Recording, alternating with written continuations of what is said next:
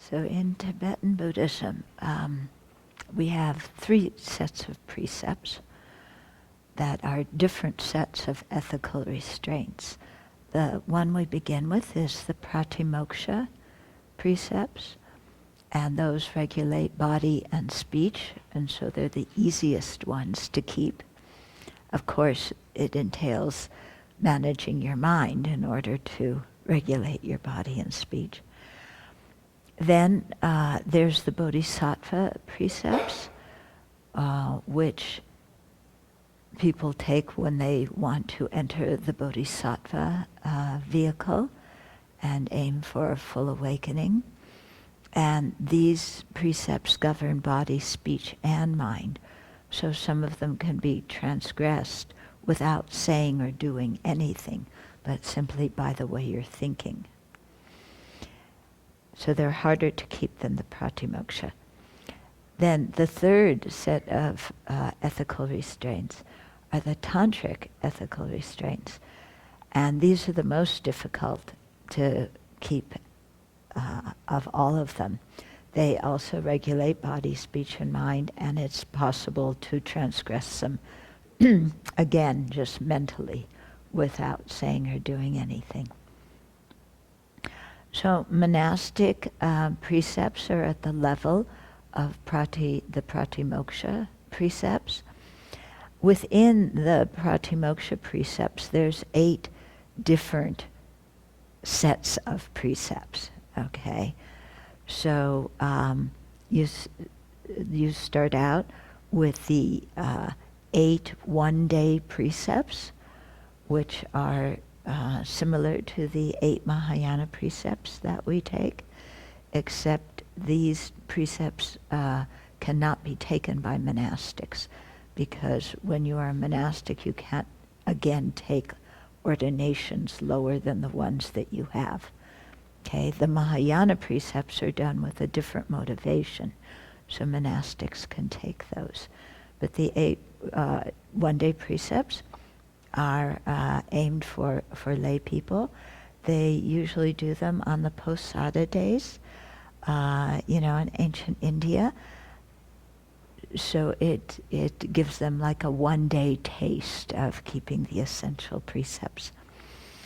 And they're taken from dawn to dawn, or slightly before dawn to dawn.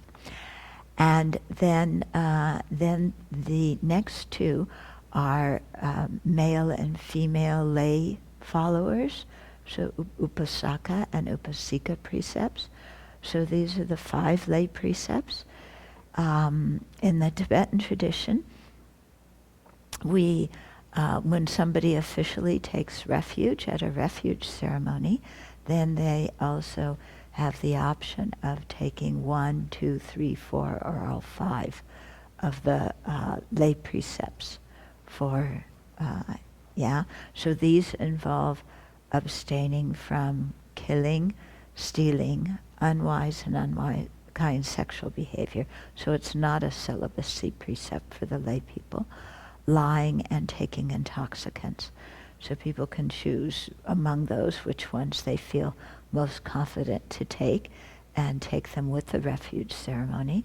And then later on, if they haven't already taken all 5, they can take the rest of them later on. Then after that, there's the novice precepts. So there are 10 precepts there.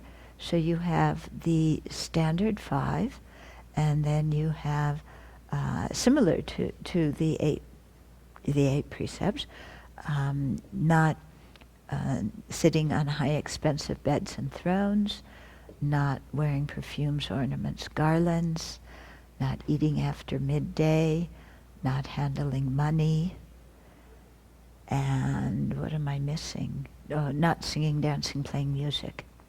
Okay? So those are the 10 novice vows, which are the same for men and women. Somehow in the Tibetan tradition, those got divided into 36. I've been trying to trace how that happened. It may have been through J. Rinpoche. I don't have I can't get real clear answers about this, but the Tibetans are the only tradition that have subdivided the 10 into 36. Here we give the 10 because we're sticking with the Dharmaguptaka tradition.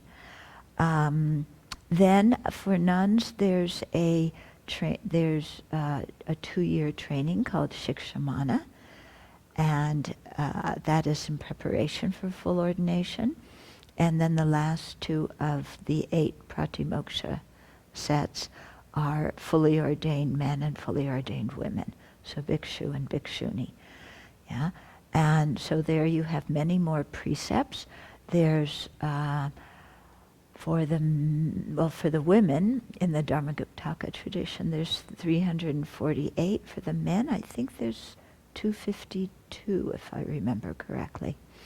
The reason the women have more is because the naughty monks, there were 6 naughty monks, and the precepts got set up because they did naughty things.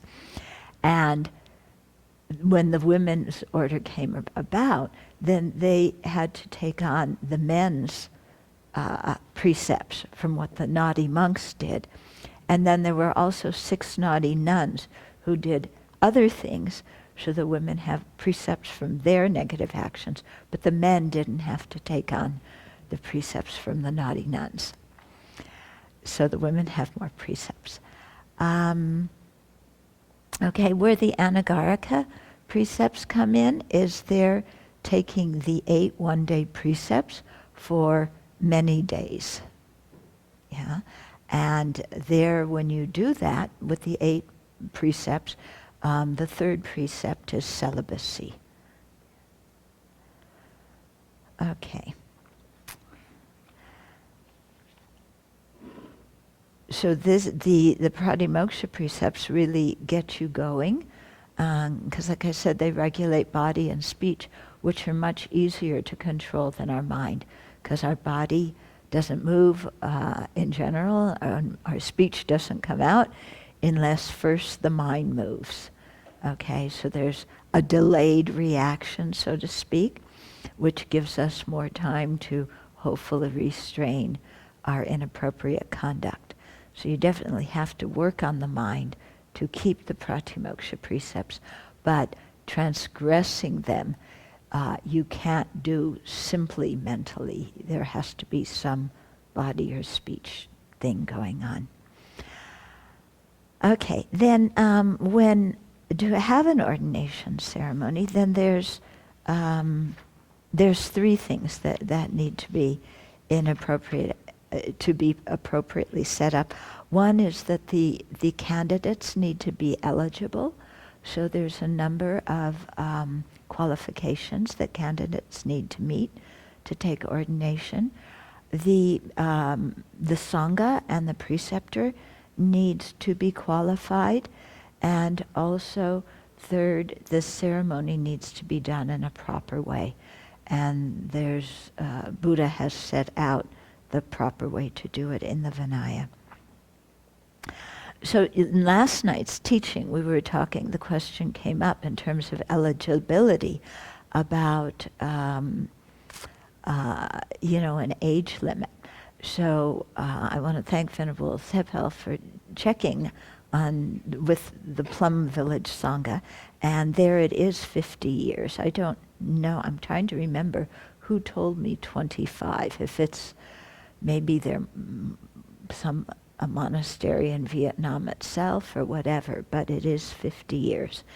And let me read you the qualifications they have. This is just the synopsis. They have quite a long page describing all of it.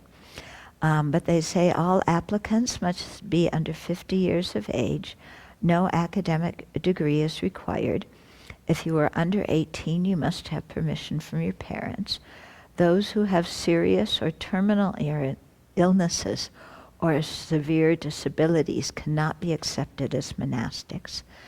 Monks and nuns in the Plum Village tradition are celibate and make a lifelong commitment to the community. They live, practice, and teach as a community not as individuals. There's a 3-year novitiate before full ordination as a monk or nun, as a bhikshu or bhikshuni. So then I looked at their webpage too, and they, have, just as the Abbey has a process that we have people go through, they have a similar kind of process, slightly different. So they say you come, and after you have to stay at least 2 weeks, and if you're interested in monastic life, then you can apply to have an extended stay. And if that's accepted, then you can stay for 2 months, and if you, at least 2 months, and if at that time you want to continue trying, going towards monastic life, then you write a letter requesting the Sangha, and you become a postulant. And then you stay as a postulant, still in lay clothes, and for a while, and then when you feel ready to ordain, then you write a letter to Thich Nhat Hanh and to the Sangha, expressing your wish, and if that's accepted, you become an aspirant. And then the time of an aspirant, I think you're still in lay clothes at this point. When the community decides that you're ready, then you can become a novice, and you stay as a novice for 3 years, and then can take full ordination. So that's how they do it. It's similar, but not exactly like how we do it.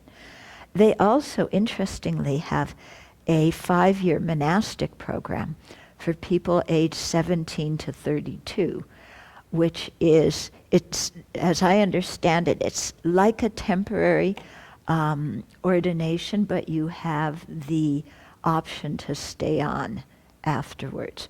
So the beginning is similar with, the 2 weeks, then the 2 months as extended stay, then becoming a postulant, then the 3-year novitiate, and then 1 year as a fully ordained person with the option to stay on as a monastic after that. So this is something that they have devised in their tradition. The whole thing of temporary ordination as a novice or fully ordained is not written in the Vinaya. Actually, in the Vinaya, to receive either the Shramanera, the novice ordination, or the full ordination, you have to have the intention to keep the precepts for your entire life. So in Thailand, they started this tradition of temporary ordination. Again, it's not written in Vinaya, but they felt it was useful for people there. And so the men can take ordination. They usually do it for 2 or 3 months during the rains retreat in the summer. And I find it quite interesting because they'll even accept married men to to become monks for this temporary ordination. And it's considered, the Sangha feels it's very good because people get an idea of how they live, and so understand the monastic life better.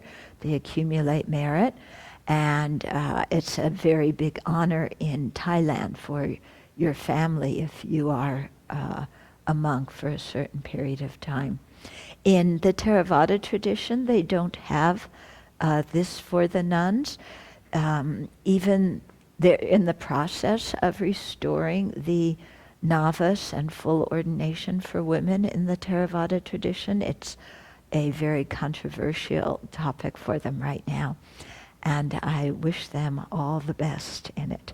It's not easy. In the Tibetan tradition, they also don't have the full ordination for women because the lineage never went to Tibet. To give the ordination, you need a certain number of bhikshunis and bhikshus, and they never had that requisite number in Tibet because it was difficult crossing the Himalaya mountains in those days. It's difficult enough now going overland, but in those days, it was really, you're putting your life at risk.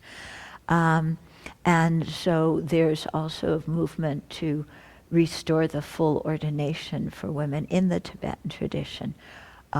Meanwhile, many, or not many, some, a few of us have gone to the Chinese tradition, to the Dharmaguptaka Vinaya tradition that they follow, and we've taken our full ordination there. And so at the Abbey we have, as our practice tradition, Tibetan Buddhism, as our Vinaya tradition, the Dharmaguptaka Vinaya that's practiced in China, Vietnam, Korea, Taiwan, places like that. And there the lineage for full ordination for women still exists. Okay, so then I thought to go through some of the Vinaya criteria for getting ordained, because it gives you a little bit better idea of what what the Sangha is meant to do. Yeah. And that we really want to give people an idea of, if you're exploring monastic life, what does the Sangha do, and who's a member of the Sangha, and why do you become one? So there are certain requirements for this. So there's 13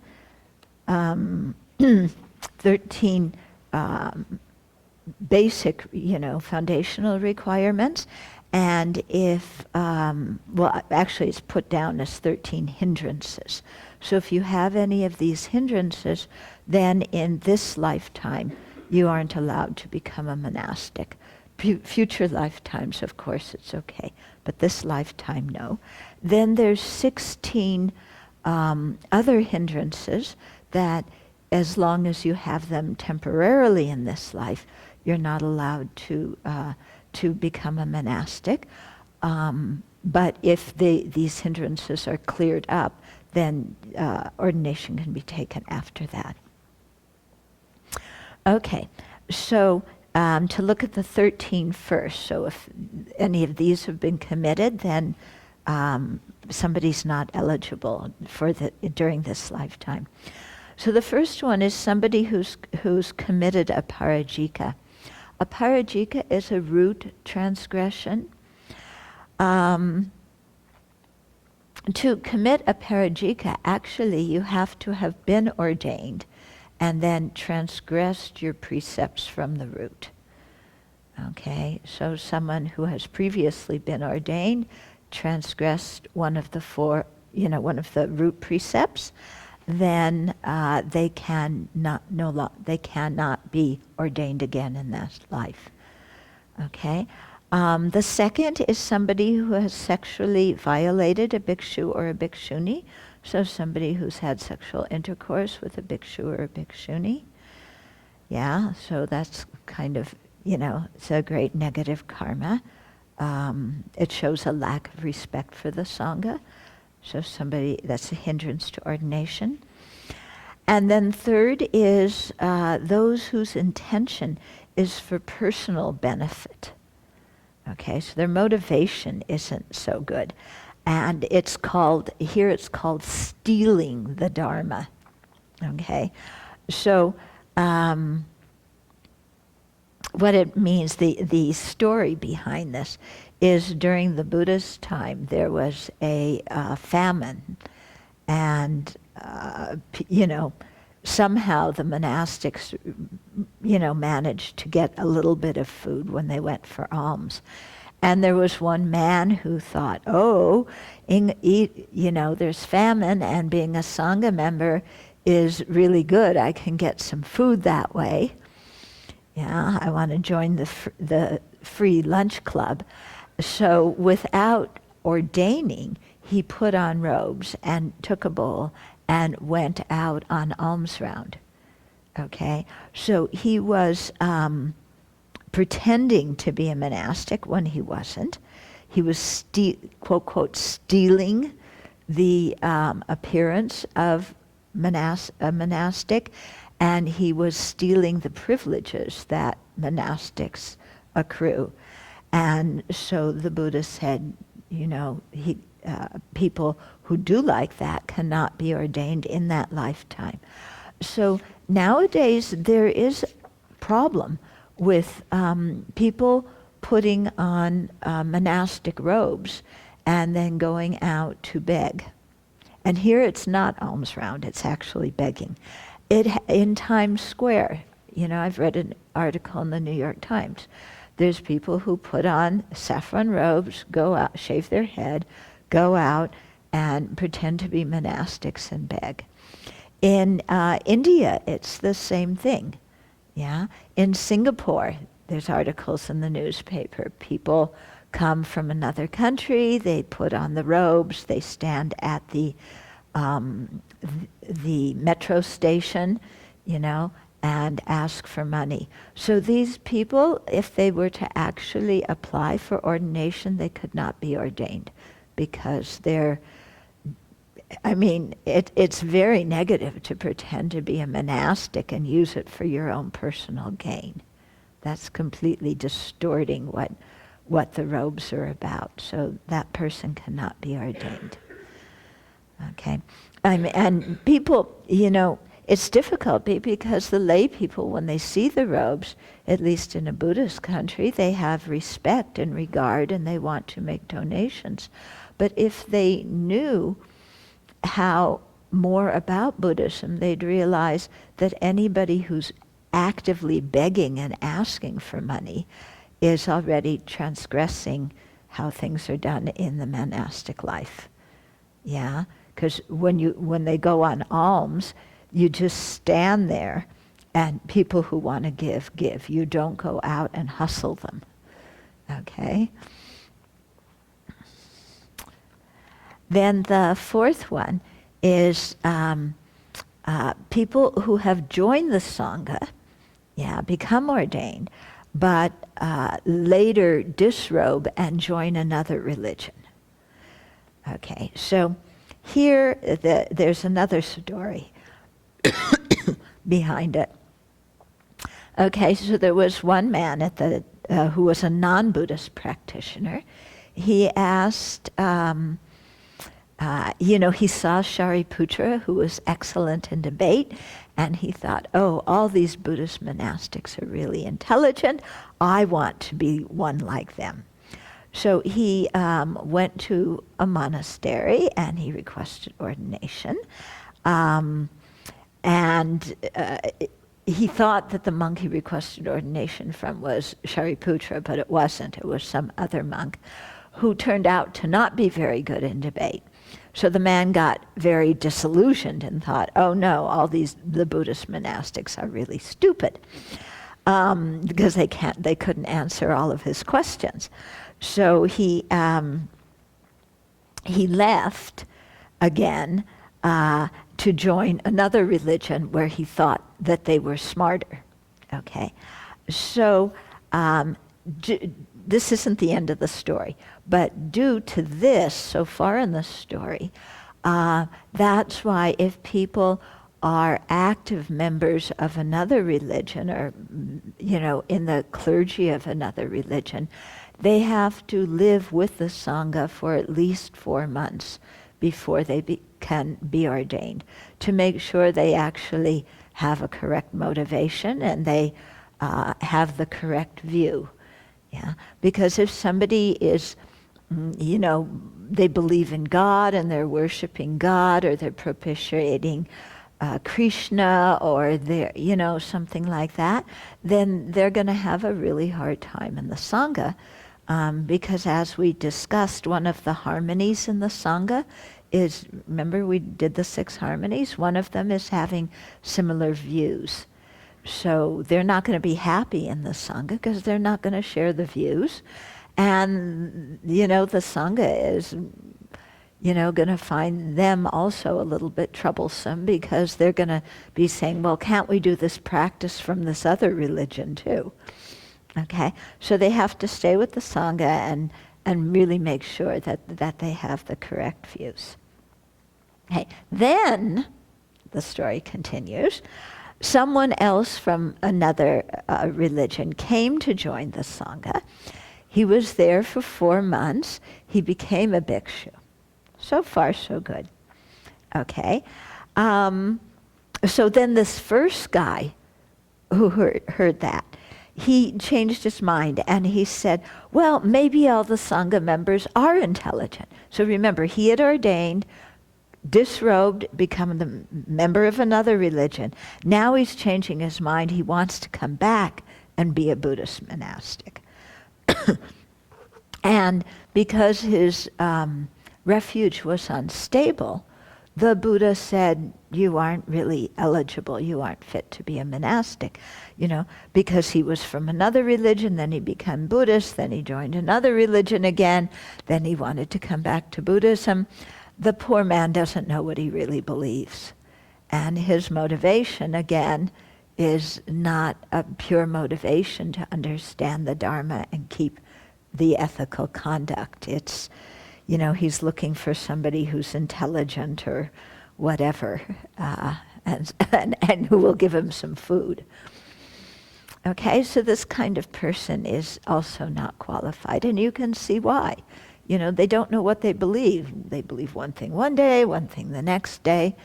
So this is also why, at the Abbey we have the 1-year anagarika period, where people, there's many reasons for the anagarika, but one is to see if somebody is really stable in their view of the Dharma. And we had one young man come some years ago, and he was all gung-ho to ordain. He became an anagarika, and then in the middle of being an anagarika, he decided that he really only believed that there was one life, and he wasn't so sure about the mind and the body being different, and so on and so forth. He also had some other difficulties, but he left to become, to go back to his lay life. And it was just as well, because if he didn't share the common view, it would be difficult to practice. He didn't see the sense in some of the practices we were doing. Okay, 5 are those who are eunuchs. In other words, their sexual organs have been removed. So in ancient India, there was the thing of castrating men who then joined, I think they were part of the court, and that was to keep them from staying with the women in the harem. Anyway, if people don't have complete sexual organs, they cannot ordain. Then number 6 is those who have committed patricide, so they've killed their father. And 7 is those who have committed matricide, or killed their mother. Okay, so there was one man here who, killed his father. He felt really terrible about it afterwards. He thought that by going to the monastery and becoming a monk, he could purify his evil karma. But when he asked to ordain, the Buddha said, I'm sorry, this is a deed that is so negative that you can't be qualified as a monastic in this lifetime.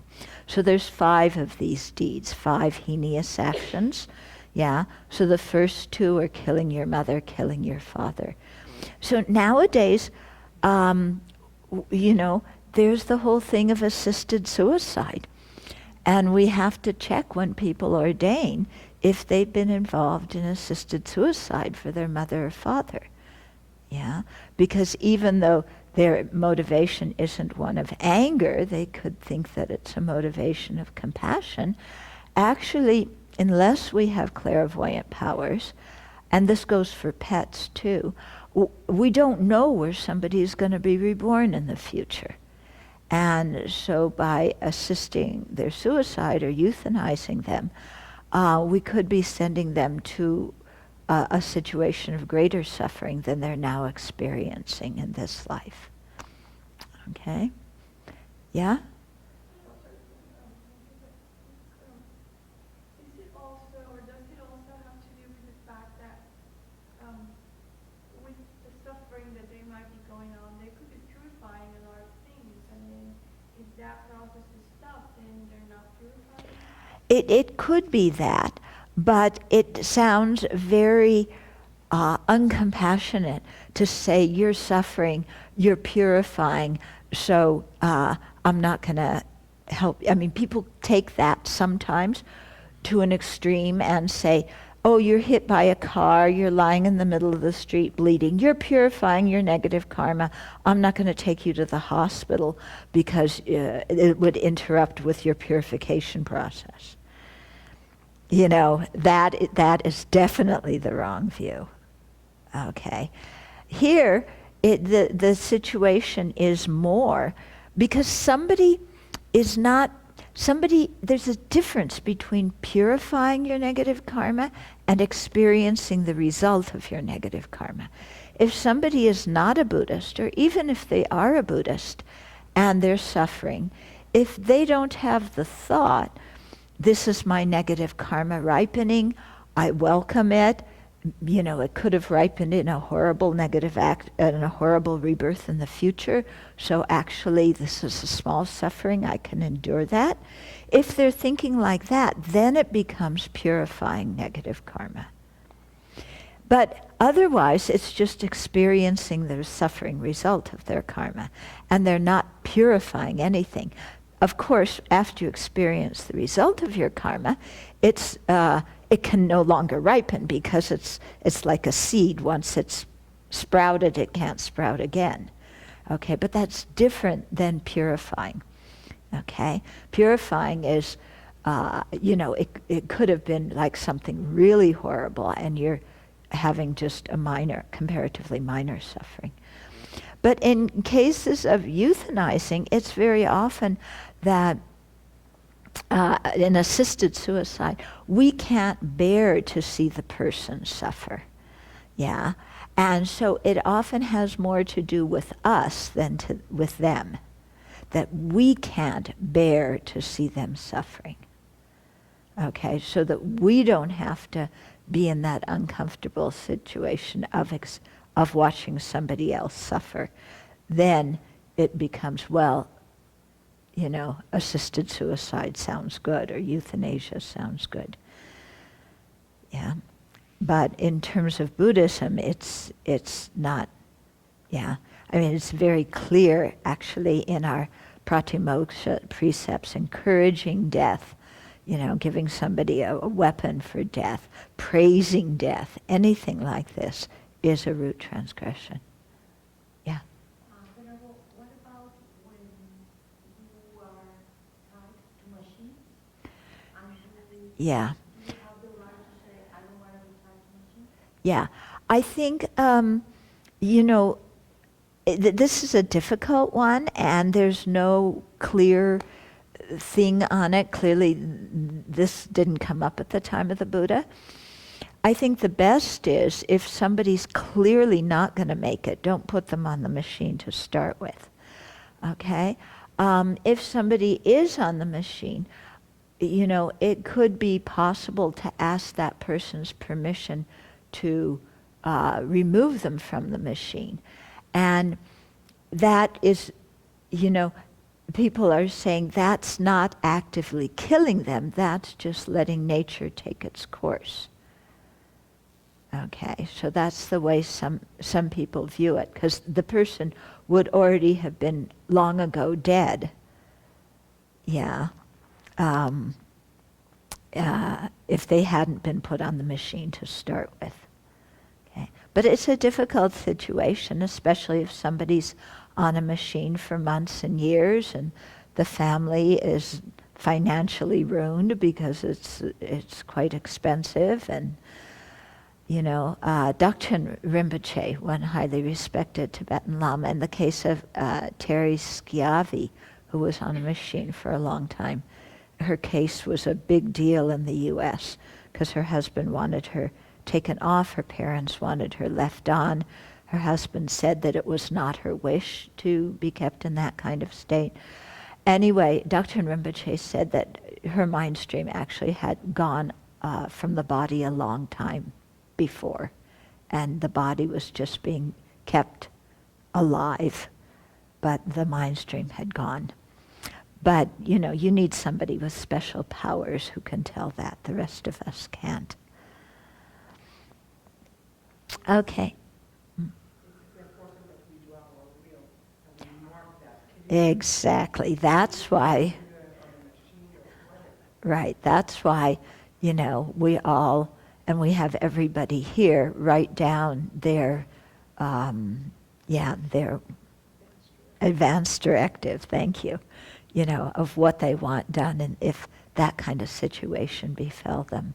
Mm-hmm. Is it then allowed in Buddhism to say, I don't want to write a new will, I don't want to be put in machines just to sustain my life? Yeah, I think so. I think, you know, you're just saying, I want to die naturally. You're not telling anybody to kill you. You're just saying, I want to die naturally. Yeah. Okay, so to continue with the 5 heinous actions, so we had 6, the 6th hindrance was the patricide, 7 was matricide, 8 is somebody who's killed an arhat. So again, clearly negative. You've killed somebody who's liberated. You know, the holy beings are a very strong object with which we create karma. So killing, you know, an arhat is very negative karma. Our parents are very strong objects with which we create karma. So similarly, that's why killing our parents is a very, very negative deed. Okay, then the 4th of the 5, which is the 9th hindrance here, is those who have ruined the harmony of the Sangha by causing a schism. So a harmonious Sangha, and here a Sangha means there has to be 4 fully ordained monks or 4 fully ordained nuns. That's the Sangha. Splitting them, actually to have a schism like this, you're going to need 8, because it has to be split into 2 groups of 4 so that it actually becomes 2 Sanghas. So instead of, you know, this group practicing together in harmony, like the Buddha's cousin did, he wanted to have his own following, so he made up some more precepts. At least 4 monks went on his side, 4 stayed with the Buddha, so that was called a schism. And that's very negative, because when the Sangha is not getting along, then it's very difficult for anybody to practice, because they're all engaged in pointing fingers at each other and arguing. There's another story, it's in the Kosambi Sutta, about the monks at Kosambi who were quarreling. I forget what they were quarreling about, but some of them said this and some of them said that, and they couldn't get along, and da-da-da-da-da-da-da. And the Buddha was there, and he tried to help them, you know, manage their dispute and reconcile, and they wouldn't even listen to the Buddha. They just kept on fighting. So the Buddha went into the forest, and he said, bye, fellas, you know, let me know when you're open to the teachings again, but I'm going in the forest to meditate.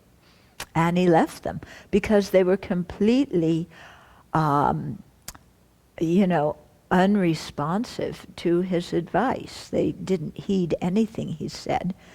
And so there was no use in him staying there to teach them. So, I mean, that's how serious it is when the Sangha is not in harmony. And then the 5th of the 5 heinous crimes, 5 heinous actions, and the 10th hindrance is those who have shed the Buddha's blood. So, you know, again, this was done by Devadatta, the Buddha's cousin, who, you know, he pushed a boulder from a cliff so that it would kill the Buddha. He released a mad elephant, thinking the elephant would kill the Buddha. So if you have problems with your relatives, So did the Buddha. You have company. Okay. Hopefully your relatives aren't as bad with, the Buddhas. But, at one point he managed to draw blood from the Buddha to injure the Buddha like that. Okay, then the 11th hindrance is beings who are non-human beings. So apparently there's some kinds of spirits or nagas or different beings who can transform and appear to be human beings when they aren't. Okay? But because they actually lack the human body and mind, then they aren't suitable to become monastics. So all of these 13 questions, when you're ordained, you are asked these questions and you have to respond truthfully. Yeah. 11 was those who are not human beings. Okay. And 12 is those who are animals, so kind of an overlap there. But again, different, like nagas who are considered in the animal realm, then they can manifest, appear like human beings. Then 13 is those who are hermaphrodites, so who have both male and female organs. And the reason for this is that the Buddha set up the Bhikshu Sangha and the Bhikshuni Sangha. And if somebody has both organs, then which Sangha do they go in? Are they bhikshus or are they bhikshunis? Yeah? And so he didn't set up a trans Sangha in that way. Okay? Then, so those are the 13 major hindrances. Yeah? The eunuch, I think because if somebody, doesn't have complete sexual organs, there's probably going to be some mental, emotional imbalance in some way. I don't know if that would happen hormonally or if it's because of their mental state. Yeah, but I think it's because of that. Mm-hmm.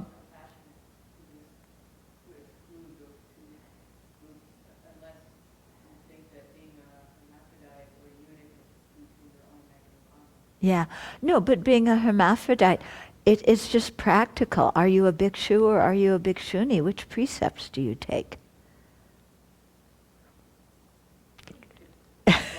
No, you can't take both. Because what's a transgression for one isn't always a transgression for the other. Okay? So it's an issue of practicality there. Okay. And so from these 13 major hindrances, there's 4 main points that emerge. So one is that somebody's intention must be pure. They must have a good motivation. They're not looking for a super duper intelligent preceptor. They're not looking for food. They're not trying to get rid of their guilt from having done a very brutal action, toward like murdering their parents. So somebody's intention should be, at minimum, to attain liberation.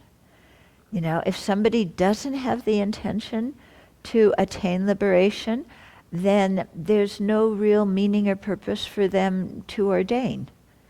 Yeah?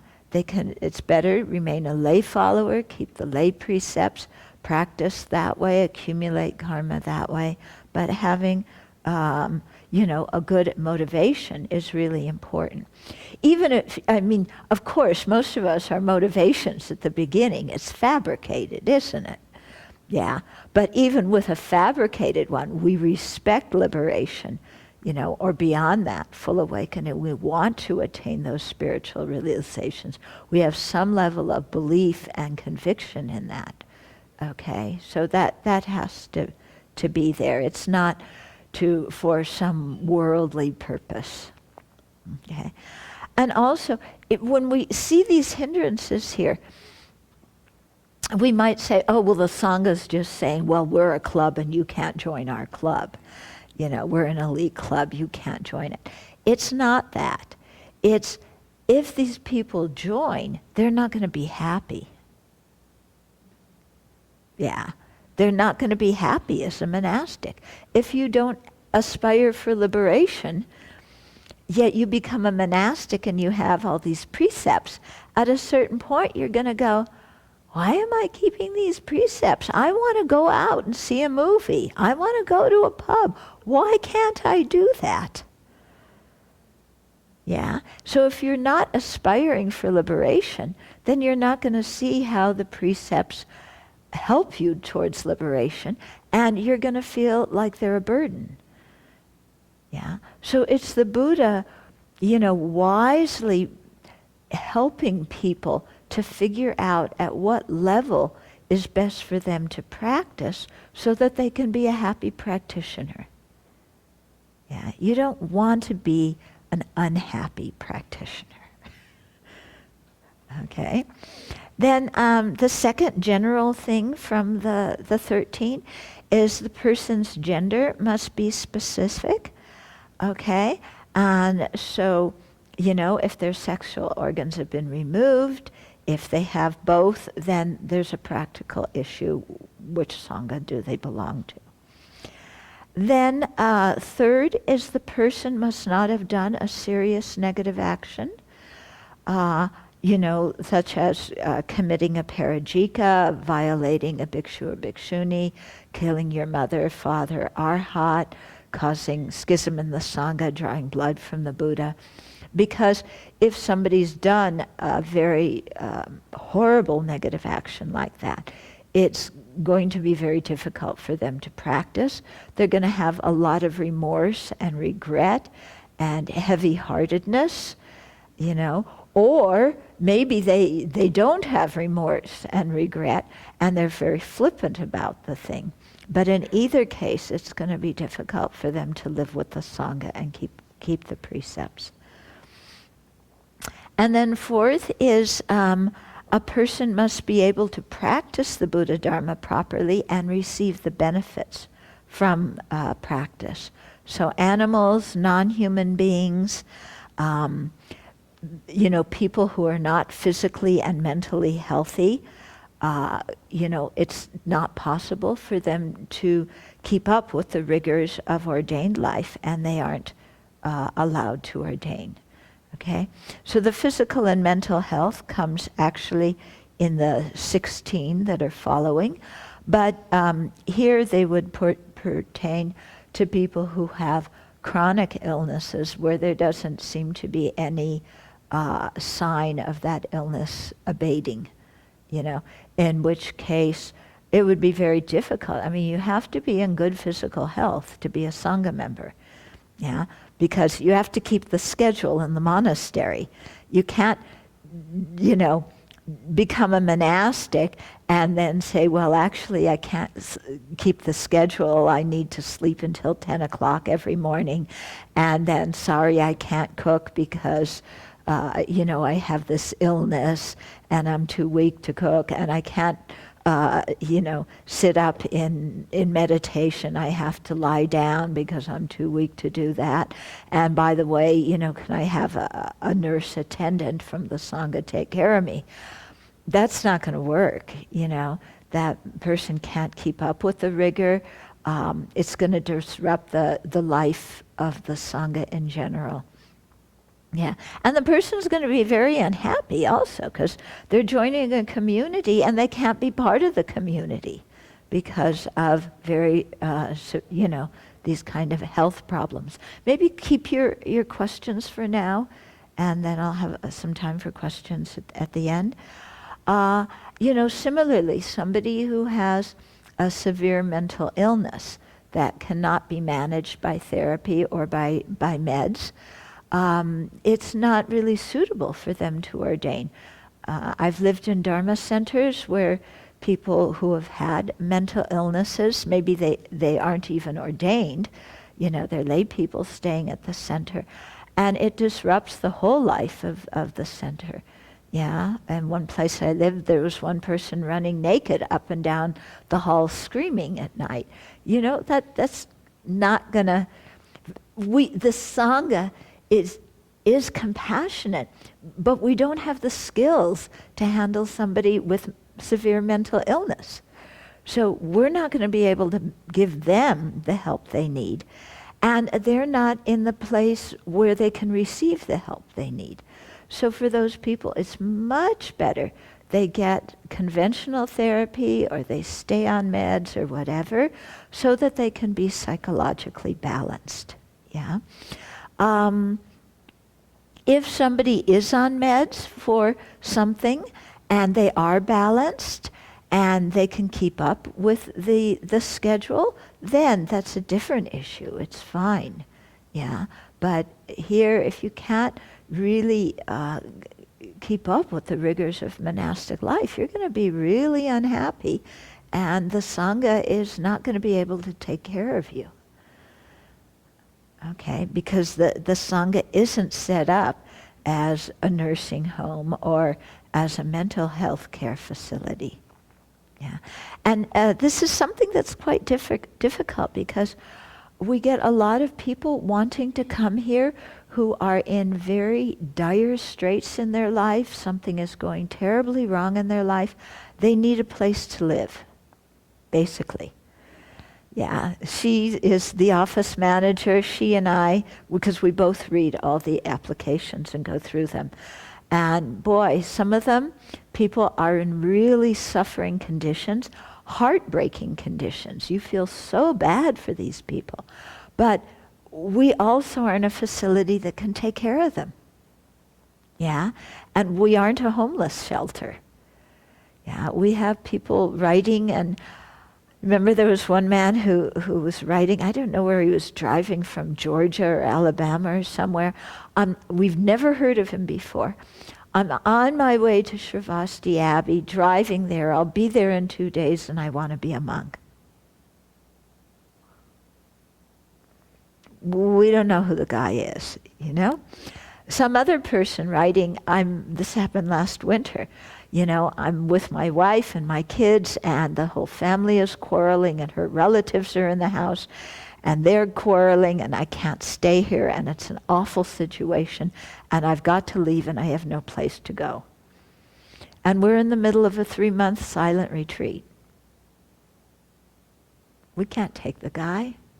You know, it's heartbreaking. But we aren't set up, you know, monastic communities are not set up to deal with all these kind of situations.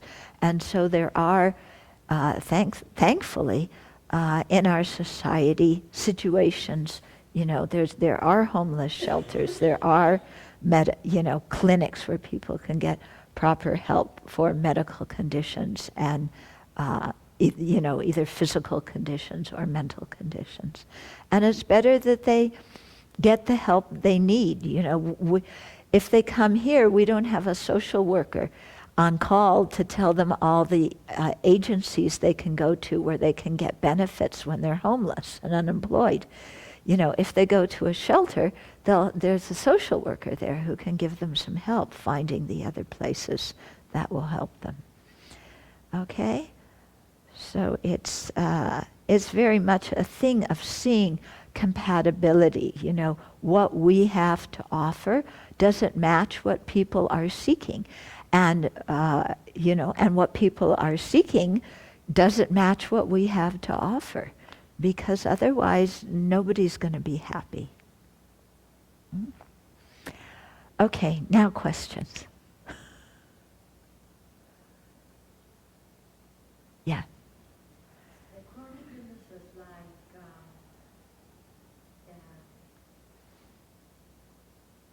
diabetes Mm-hmm. is a problem? It would probably we'd have to see what kind of diabetes it is, if it can be managed through diet, if it needs medication. If it needs medication, is the purpose, or if it's managed by diet, does the person take active responsibility and make sure that they eat a proper diet so that they, they don't go unconscious or whatever. Okay?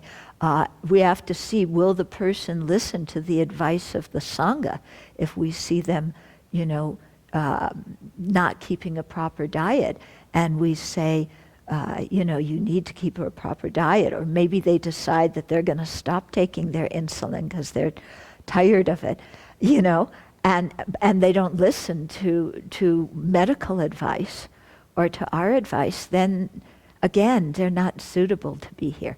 But if something could be managed quite well, and the doctor thinks that it's safe for them to be here, we would need a doctor's approval, then that would be okay. What about AIDS? Yeah, similar kind of thing. Yeah, people have to know. We have to know here if somebody has AIDS, but then we have to see at what stage it's in. Are they taking meds? Has it gone to HIV yet? I'm sorry, I'm talking about HIV. We would have to check with HIV. If they have active AIDS, I think that's going to be difficult for them to be here. If they're HIV positive, then we have to see, are they taking meds? How is their health in general? And, look at that kind of situation. Mm-hmm. Do you agree, Venerable Jigme, with what I've said? Yeah, case by case. Yeah, you have to look case by case. Okay. Did you have? Yeah, I was just thinking, if you become ill, Uh. or ill as a monastic, where is the point that you can't live here anymore? Okay. Because of the shadow and Yeah. Somebody who's been a monastic for a long time here at the Abbey, then we will take care of them when they're ill. First, they have to use up any savings they had, and they would have health insurance already. So, but we would take them because they've been a long time productive member of the monastery. Yeah. And so this is part of the reason why we have the age limit, is because when you're older, it's easier to get sick. Most people get sick more often, and then they require more medical care. And you're here as a monastic 1 year, then you get very, very ill. Yeah. And then it can be very difficult. So, part of waiting, having the anagarika and then also our novice period is to really see how somebody's health is. Okay? There's other teachers who are not, who are much more flexible about all this. Okay? In the Tibetan tradition, most of the Tibetan lamas are very flexible about this, but that's because they don't take the responsibility to care for people financially afterwards. The Abbey takes that responsibility when people have been here for a while. Okay? But so the people who don't like the way we've done it, or maybe you have, a difficult physical situation, which would make keeping the schedule here difficult, or some mental thing, or whatever, it's better to go to one of the other Tibetan lamas, and they will easily ordain you, but they will expect you to be financially independent, and so you have to take care of yourself for everything. They'll give you spiritual guidance, definitely, and they'll teach you the Dharma, and they're excellent lamas, but you have to be financially responsible for yourself. Okay? Yeah. I was the one who told you the age and TikTok because before I moved here, Uh-huh. I read something on their website, so this was many years ago, Uh-huh. 13 years ago. They had something about 28 years of age, and I remember thinking, wow, I need to do something right away. I never knew much about monasteries. I didn't realize there was any kind of idea of age limit. Okay, so you did read on their monastery many years ago. that there was an age limit of 28. And that actually inspired you. Yeah. Yeah. Yeah. Yeah.